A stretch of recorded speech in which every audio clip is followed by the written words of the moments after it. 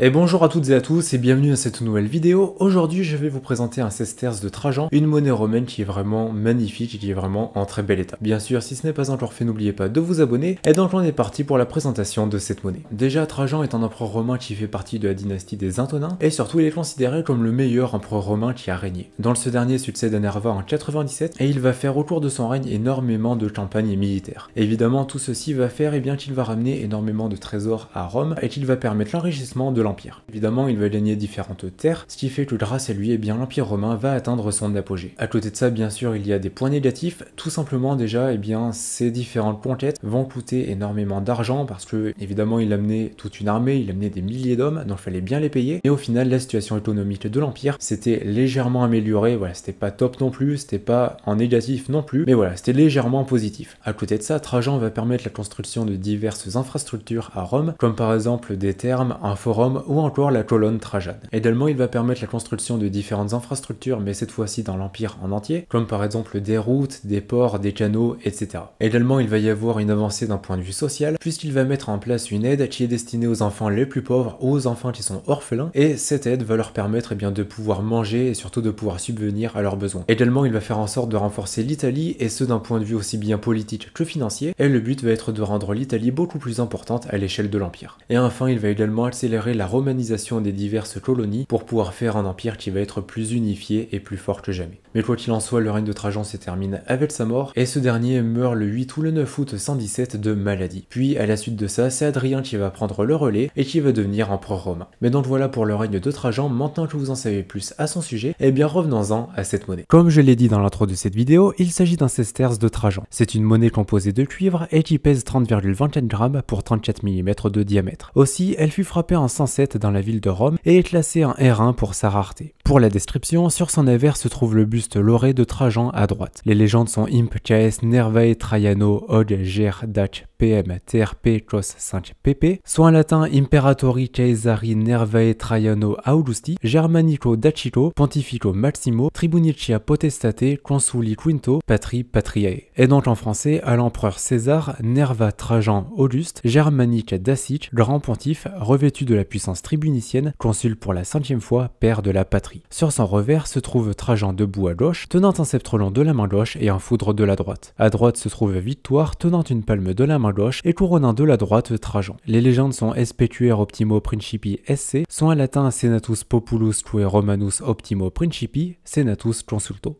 Et donc en français, le Sénat et le peuple romain au meilleur des princes avec l'accord du Sénat. Enfin, pour acquérir une monnaie similaire, il faudrait compter dans les 800 €. Bien sûr, n'oubliez pas de liker et de vous abonner, et aussi vous retrouverez le lien de ma boutique empire-des-monnaies.fr dans la description. Si vous êtes encore là, marquez Trajan dans les commentaires, et je vous dis à dimanche.